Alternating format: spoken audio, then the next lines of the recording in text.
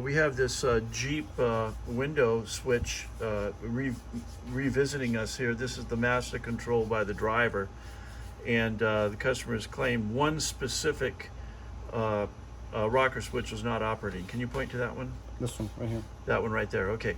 So now go ahead and turn it over. We've actually gone through it. There were some seriously burned contacts, but not related to the one that you're looking at. But we did go through and clean some minor corrosion on some of the contacts, and revisited exactly how it works. Now, what we have here are essentially 1, 2, 3, 4, 5 switches. And although they are integrated to each other through these connections in the back, you have to realize these are polarity reversing switches. And when he does the first one here, you get a better understanding of what we're looking at all the way across the board. So let's do the first switch, and you're going to see the switch. You're going to say the switch is either up or down, and then we're going to be able to see on our 9 amp load here the various switches illuminate. So go ahead there, Matt. All right, now I have it in the up position. We do not have contact there. We do there. And on the bottom, it's the reverse. We have contact on that side. We do not on that side. Okay. If I flip it the other direction, we do have contact on that one, not on that one. Yes, contact. Do not. And that's how a polarity reversing switch works with the single power contact in the middle there. So now this does the opposite. Yeah, now we're going to see exactly the opposite. You're up. I'm up, no contact, contact, no contact, contact. And down. Down, contact, no contact, contact, no contact. And this is a 9 amp load, although the windows certainly may draw in a single spike, 15 or 20 amps. That's the problem with these older motors, and that could arc the contacts. But we've given you a relay diagram to show you how you can put a relay at the motors in the car, increase the speed of the motors, increase their power, because you'll now have power directly at the motors, as well as saving the contacts in this switch. So now we're just going to move on to the next switch, which is the one that was in question.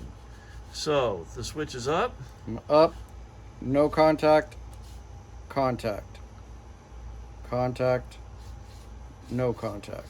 And down. Down. Now we have contact, none, contact, none. All right. And this one, we're now down again. We do have contact, no contact, contact, no contact. Okay, now just to abbreviate the entire operation here, I'm just going to tell you that all of the rest of the switches, which were not a problem, but they are in fact operating exactly as we've done here. Take my word for it. Now this is interesting. This one isolated switch out here, for all we know, maybe that does the rear hatch window. I'm not really sure, but it had a problem when it came in. Actually, the contacts on the inside were bent in such a way that it didn't operate properly. So here we go to test this one. I'm going. Got your switch up. Oh, it's popping out a little bit. Oh, there we no. go. Clip, just click into place. Oh, there you go. Okay. Okay, now in the up position, no contact, contact, contact, no contact. All right. Down, the opposite. No contact, contact, no contact, no contact. Oops. Do again.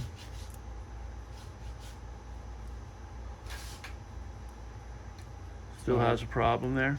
Yep. Okay.